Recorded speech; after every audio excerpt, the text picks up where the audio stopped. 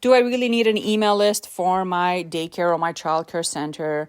The answer is yes, you do. Welcome back to another episode of the Grow Your Daycare podcast. My name is Christina Rizakos.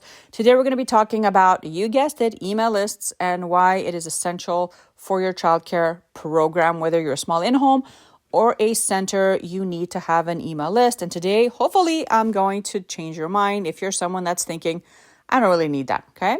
So when you think of marketing your childcare business, email might not be the first thing that pops to mind, because I know you're probably thinking, well, I have a website, I have a Google My Business profile, and I have social media. I don't need anything else, but it should be, okay? So building and using an email list is one of the simplest and most effective ways to connect with current and future families.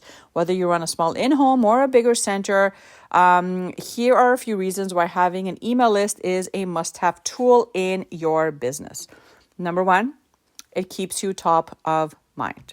Parents are busy. We know this. Parents are busy driving their kids around, working, going home, doing all the things. Even if they do love your program, they might forget the details over time. So let's say you've had families in your program and you have a special event coming up and mom and dad forget. A monthly or bi-weekly email keeps your name front and center.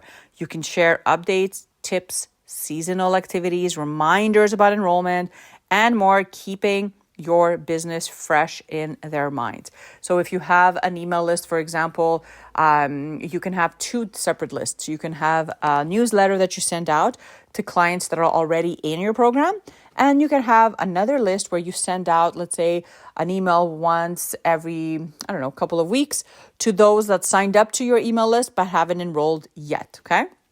Number two, having an email list, it does build trust and relationships. So everyone has an email. And I know people say email is dead and nobody looks at their email, but that is not true. I'm pretty sure you look at your emails, right? I know I do. I know that when I'm signing up to a new software or even to sign into Facebook, you have to put your email in there. This is something that we have. And it's also something that for most of us, when you set up an email address, you don't really change it, through your life. You don't, I've had the same email address for the last, I don't even know how many years, 30 years. So email is more personal than social media. It lands right in their inbox, right? And it feels direct. It feels like you're speaking directly to them. So use this space to show who you are, what your values are, and why you love what you do. Share stories, highlight learning themes, or feature a day in the life type of content. When parents feel that they're connected to you, they're more likely to enroll or refer a friend to you or even reply back to one of your emails, okay? So someone lands on your website, they log in, they want to get a discount or a coupon code that you're offering. They put in their name and their email, you get their email, and then you start sending them out these emails directly in their inbox. Now, this doesn't mean that someone's going to automatically reply back. This does not mean that someone's automatically going to enroll, but having a consistent flow of emails that is sent to them, it really does build up that trust and that relationship between yourself and this lead, right? This person that signed up to your list but isn't necessarily enrolled at the moment. So you really have to make sure that you have a series of emails that goes out and really just nurtures that relationship.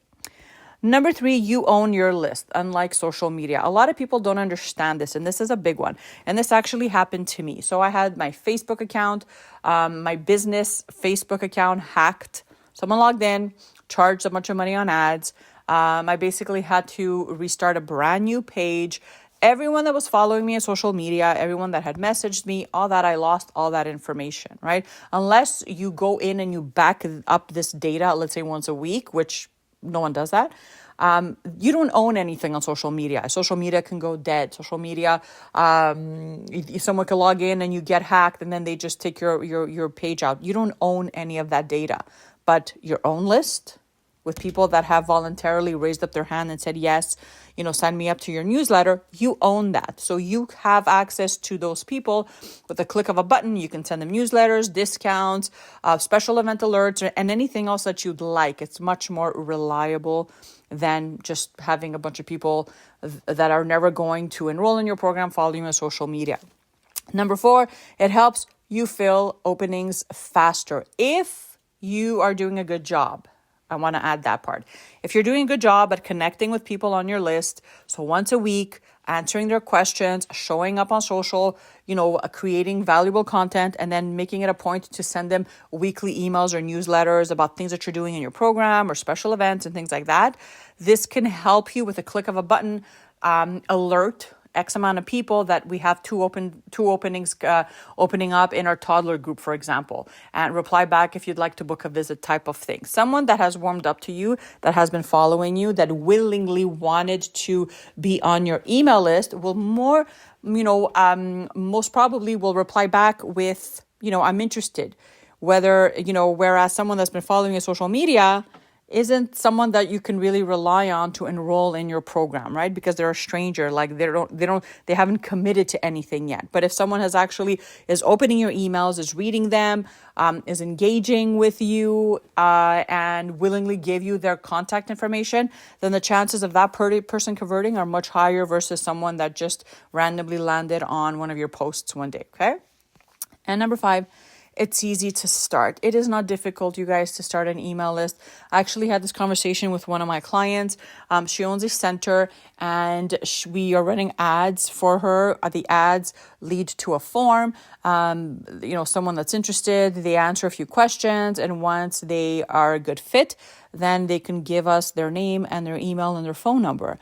Well, she's been replying back to them and sending them texts, but I suggested that we get an email list started because, someone, yes, opted in voluntarily and gave us their information because they were interested to come and visit, but life happens. Things happen, right? I think that a lot of the times we think that someone fills out a form, that there you go, they're in the bag, they want the spot and I'm good. But it necessarily does not work that way. At least I know it doesn't work that way for my clients as well as my business as well. I have ads running out for center owners that want to invest in outsourcing their social media marketing. I get people filling out that form all the time, but it is a process of following up with them that actually gets them to book a call with me and then gets them to sign a contract, and then we're working together. So it is a process. This does not happen overnight. Just because someone gave you their email doesn't mean that they're already they're committed and there you go, you have their money and they're going to enroll the next day. This takes work like everything else in life. It takes work, okay? But it's easy to start. You can sign up with a free MailChimp account or something that you can afford, and then all you would have to do is really just run traffic. So for example, if you put a pop-up form on your website, then you can direct people there and then they just sign in, they opt in to get whatever it is that you're offering. So maybe it's a newsletter or a discount or whatever. And then there you go, you have their email. So it's up to you after to make the time to go in and to send out weekly newsletters. Even if it's 5 emails the entire month, just to kind of warm them up, and then you can kind of back off and just send your regular newsletters to them. It's really important, right? There's things like tools like MailerLite, MailChimp, or ConvertKit. But in any case, it is not difficult to start. And I promise you, once you do, you are going to see a difference in your business. So there you go, you guys. An email list isn't just another task. It's a powerful way to connect, communicate, and grow your business. Whether you send 1 email a month or 1 a week, what matters is that you start, right? And over time, your list becomes a trusted tool to fill openings, nurture your leads, and build lasting relationships with families. I hope that this episode blesses you and your business. If you need help with social media marketing or you are ready to start Facebook ads, I will put the links in the show notes. Make sure you click on those, apply, and hopefully we can work together to get you more leads in your inbox. Have an amazing rest of your day, you guys, and I'll see you guys again real soon. Bye for now.